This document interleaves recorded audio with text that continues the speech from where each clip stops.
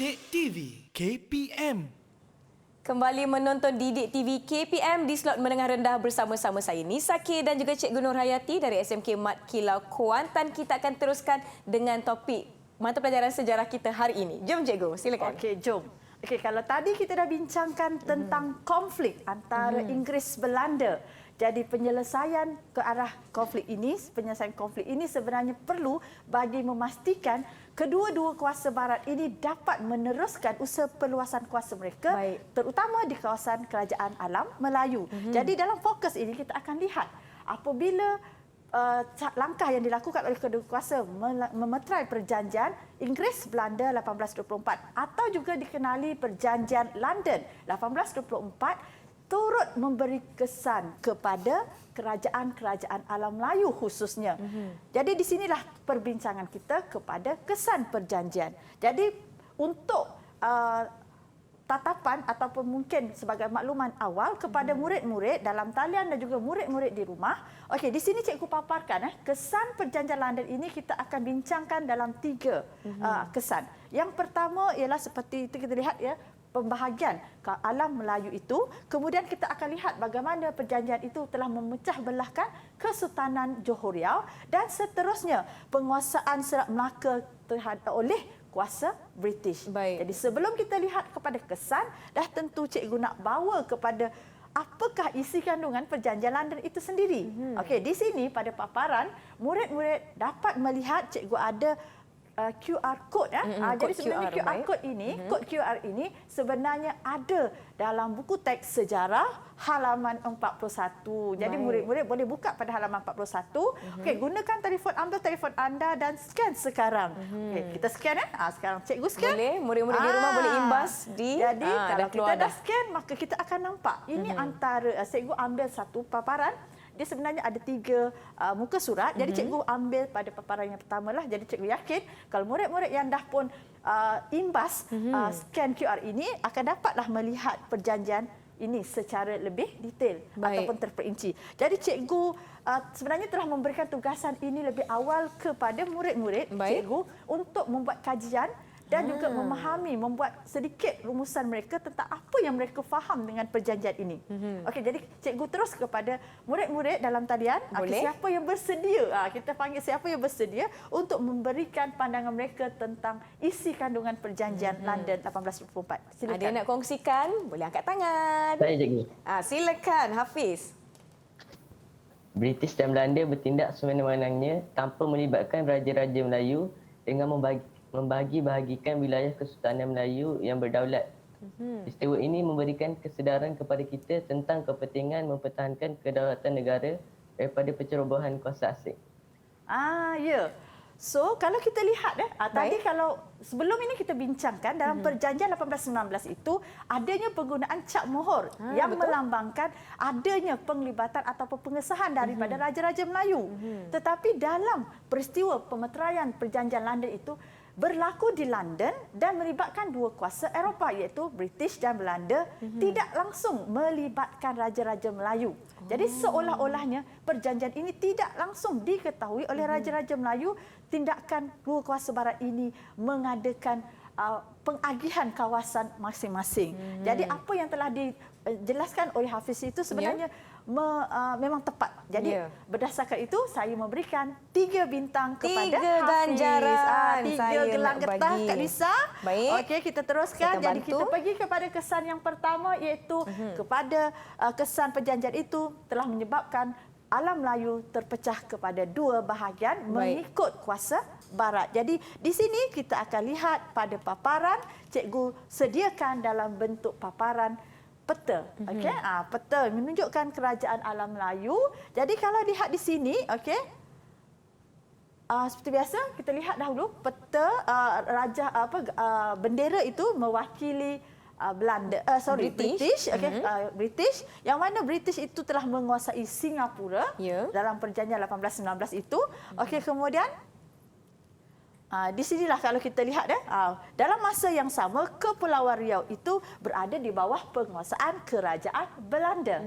Seterusnya, Pulau Pinang berada di bawah penguasaan British dan termasuk juga kita lihat ya kedudukan Pulau Pinang dan juga Melaka. Jadi di sini cikgu suka rangkumkan sebab kadang kita lupa nak ingat macam mana nak ingat kawasan pengaruh British ini. Saya suka gunakan akronim SPM. SPM kan? SPM, CJ Pelajaran Malaysia. CJ Pelajaran Malaysia, Singapura, Pulau Pinang, Melaka. Oh. Okey, dan juga kawasan Belanda maksudnya berdasarkan perjanjian, okey, Belanda menguasai Bangka-Hulu dan juga Betawi. Okey, jadi dah terbahagi kepada dua bahagian. Jadi sedikit info ataupun maklumat, jadi kita akan cuba uji murid-murid kita apa yang mereka telah faham tentang apa yang kita bincangkan setakat ini. Baik. Okey, jadi cikgu nak minta bantuan Kak Nisa lah. Boleh. Okay, Kak Nisa pada paparan ada soalan. Jadi kita sebenarnya kita nakkan murid kita lihat soalan dan terus memberikan jawapan. Kita lihat siapa cepat menjawab, maka kita berikan bintang-bintang yang turun dari langit ini. Bintang-bintang yang turun dari langit dalam bentuk gelang getah. Dalam bentuk cikgu? gelang getah. Okey, kita Boleh. kena sesuaikan. Okey, di sini kita akan ada dua perbincangan. Dalam pakatan itu kita akan lihat kepada faktor yang membawa kepada pakatan British dan juga Belanda. Jadi ada 3 lah isi di situ dan juga pada kesan. Okey, pergi terus kepada faktor pakatan. Baik. Kak Nisa bacakan soal dia punya isi tempat kosong ya. Ya. Di sini kita ada pakatan antara British dengan Belanda. Kita pergi kepada pecahan yang pertama iaitu faktor pakatan ya cikgu? Ya, Okey, faktor soalan pertama. Pakatan bertujuan menamatkan pertikaian antara British dan Belanda berkaitan penguasaan tempat kosong. Ada yang boleh jawab? Oh, okey. Aziatul Nadia, silakan. Singapura. Ya, Kita tepat. simak jawapannya. Okey. Kita bagi Betul. berapa bintang? Berapa cikgu ganjaran Ini nak beri? sebab 1 markah kan. Jadi setiap ini kita akan bagikan 1 markah lah. Satu, 1 baik. markah maksud 1 bintang Untuk Aziatul. Okey, Baik. 1 bintang dulu. Okey, soalan isi tempat kosong. Okey. Okey, kedua. Soalan kedua, pakatan bertujuan menjaga tempat kosong Eropah kerana kedudukan Belanda berdekatan dengan Britain. Ada yang tahu jawapannya? Baik. Ya. Mawadah, kita beri peluang pada Mawadah. Silakan. Persahabatan British dan Belanda. Kita Hubungan semak cikgu. persahabatan. Ya tepat, kita bagi juga 1 markah. Betul. Atau 1 bintang. Okey, Baik. 1 gelang getah. Satu gelang getah Okey. untuk Mawadah. Kita teruskan dengan soalan seterusnya. Soalan ketiga. Pakatan menjadi penyelesaian ke arah perdamaian kerana British dan Belanda mahu tempat kosong yang pernah berlaku pada abad ke-17 dan ke-18. Jawapannya?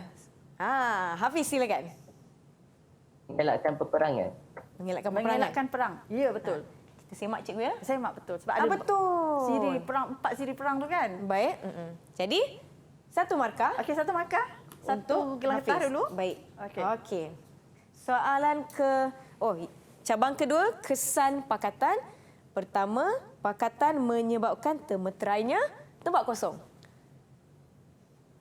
Silakan. Darwish.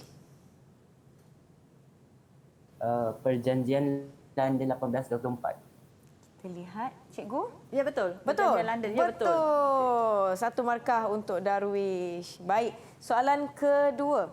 Perjanjian bertujuan menamatkan pertikaian dan tempat kosong antara British dan Belanda.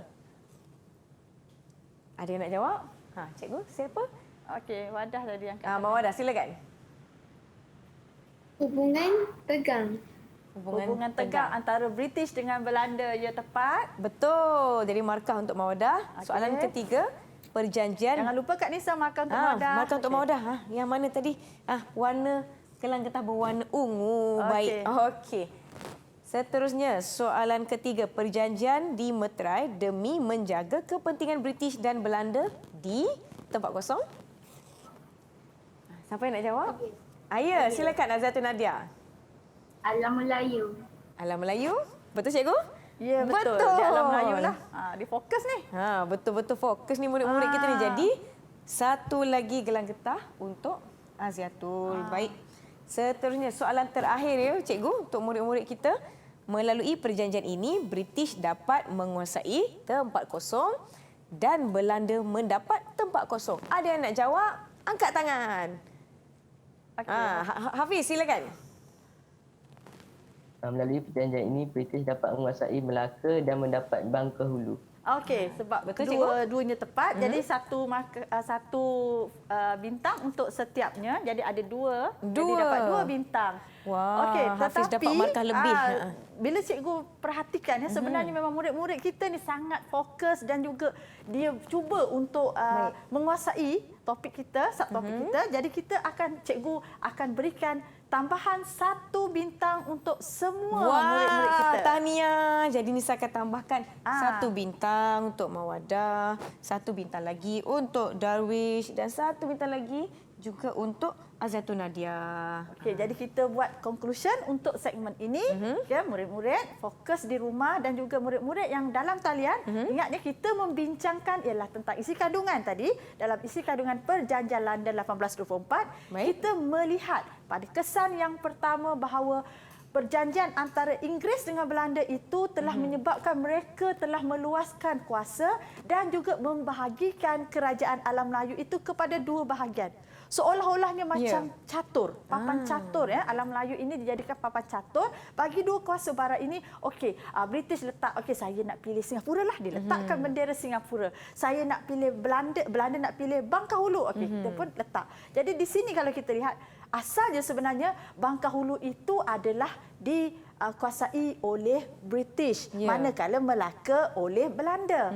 Tetapi di dalam perjanjian 1824 itu telah menyebabkan mereka telah bersetuju untuk bertukar. Jadi Melaka yang pada asalnya dikuasai oleh Belanda diserahkan kepada British dan Bangka Hulu yang kemudiannya diserahkan oleh British kepada Belanda. Jadi akhirnya persetujuan ini, maka British memulakan usaha untuk meluaskan kuasa di tanah Melayu. Selain itu kita lihat Belanda juga berusaha meluaskan pengaruh dan kuasa menguasai perdagangan di kepulauan itulah Sumatera lah kalau kita lihat, ataupun kita kata Indonesia lah pada hari ini. Baiklah, nampaknya murid-murid dah pun mendapat ganjaran yang banyak. Tak muat-muatlah tempat saya nak gantungkan gelang getah masing-masing, dah dapat menjawab soalan dengan baik. Diharapkan murid-murid di rumah juga dapat menjawab soalan dengan baik dan dapat mengikuti pelajaran kita setakat ini. Ya cikgu, nampaknya mereka dah tahu dah kesan yang pertama daripada perjanjian London 1814. Betul 1824. 1824. Alamak, saya pula yang tak dapat mata ni. Jangan salah ya murid-murid di rumah. Kita akan bertindak seketika. Jangan ke mana-mana. Kembali selepas ini di Didik TV KPM. 1824 Nisa. 1824.